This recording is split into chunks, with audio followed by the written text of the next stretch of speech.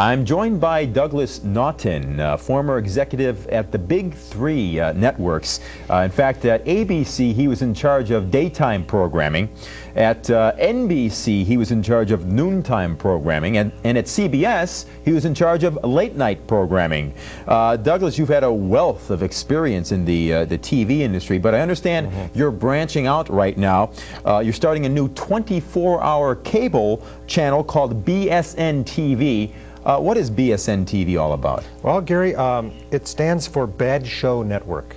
All the program, 24 hours a day, will be in bad taste or badly executed, badly cast, bad production values. How were you inspired? Well, I mean, if you just look at television here in America, much of the programming that's on has really terrible programming, and people really like it. They tune in, and I mean, America is a melting pot of attitudes, tastes, cultural differences, and so on. And so basically, it's boiled down to a lowest common denominator. The shows that are the lowest common denominator appeal to the largest number of people. I mean, you had Charlie's Angels, Hawaii Five-0, the Brady Bunch, the Partridge Family. These were horrible shows that are tremendously popular today. Now, I understand in Europe you made a trip there, and what did you find out? Oh yeah, this is when I really made the decision to start the network. When I was in France, they watch F Troop there several times a day. Larry Storch is a huge star there. They have a statue erected in Lourdes to him. He's considered an icon of creativity. He's a holy name in Lourdes. Yes, he's a holy name. And then when I was in Spain on the way home, the big show there is they do a remake of Mr. Ed called Senor Eduardo. And the Alan Young character has been recast as Eric Estrada. You may have wondered where he was. Wow. He plays a sensitive bullfighter who has talks in the barn with his horse, Senor Eduardo, about yesterday's bullfight and tomorrow's bullfight and things like that. Right. Now, I'd imagine economically it's very feasible to put this network together. It's a piece of cake. I mean, basically, we have no production values. We use the paneling in my basement for the background very often. And then the writers are non-existent. We don't have to pay anybody anything because whoever has an idea or pretty much whatever happens is what we leave in. So it costs nothing at all to produce. It's all profit. So you go out of your way at times to make good shows bad. Oh, yeah. For instance, I read that you actually did a spin-off of the Andy Griffith show called Floyd, the Floyd Show, based on the Floyd the Barber character, where he played, I believe, the town proctologist. He was a proctologist, that's right, and all the scenes were very embarrassing. And we're just in poor taste, and people tuned in a lot because they were so glad it wasn't them in the scene, I guess. Right.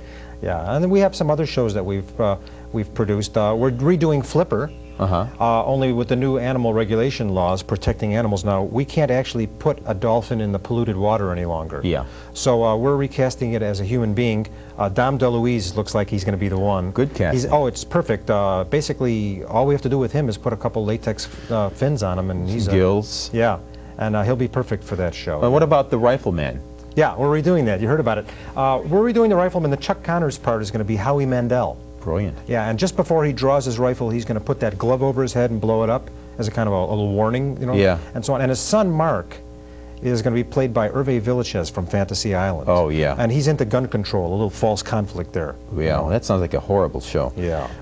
The Courtship of Eddie's Father. Yeah.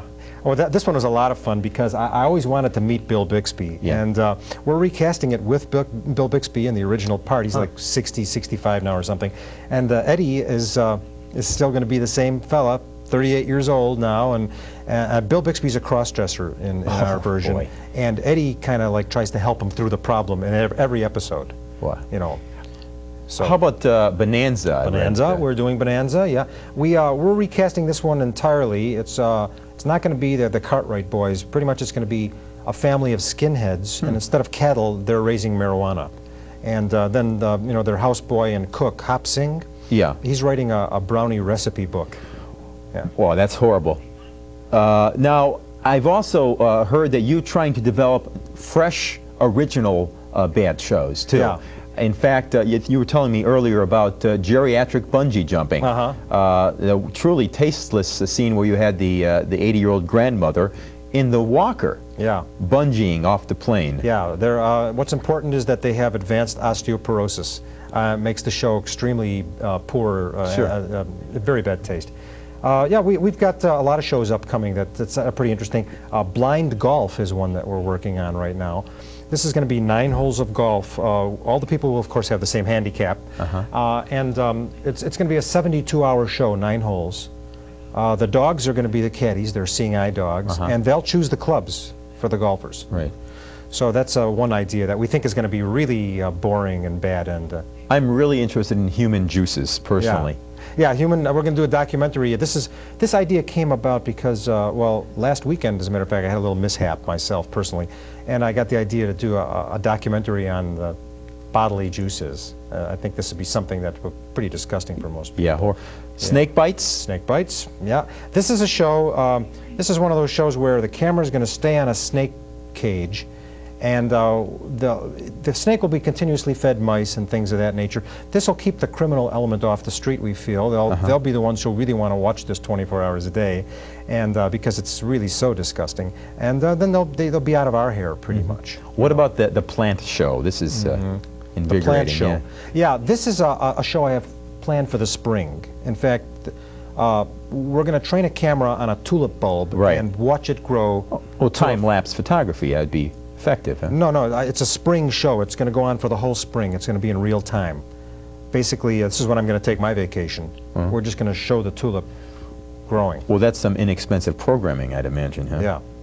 And I understand you also have a reality-based show similar to Cops. What is that all about? Yeah, that's the show where they follow the cops around to domestic violence situations and so on. Well, we came up with a really bad version of that. Basically, our camera crew follows people who are like going after meter maids who've just ticketed them. So we're following the meter maid like that. We get some real banal arguments about, oh, gee, this meter runs too fast, or I was only in there for a moment. And we get some really bad, sounds like an arguments. Awful show. It's horrible. People will love it. Have channel changing. Innovative. Oh yeah, this is something where, you know, sometimes like your batteries get low in your remote, or your finger gets tired, something like that. This is going to be a show where basically the station's going to change on its own for you. So it'll, you know, you'll be watching static for a moment, and then you see a show that just starts to get interesting, but then it'll change again, and something that's not interesting, and it'll change again, and it'll be kind of like random, meaningless images that you know, you'll be able to watch without having to touch your remote. You don't even have to have a remote control TV for it. Right. Yeah. You know, Douglas, in this age of competitive programming, I think you've found your own niche. You know, all these networks are spending hundreds of thousands of dollars trying to find good shows, which frankly most of the time they wind up being bad. Yeah. And you've got some good, solid ideas. You're a creative thinker. I wish you well in this enterprise. Thank you. Channel 86. Watch it this spring. All right. Oh, thank you for joining us, Douglas. All right. My pleasure. Stay tuned, folks, and we'll be right back.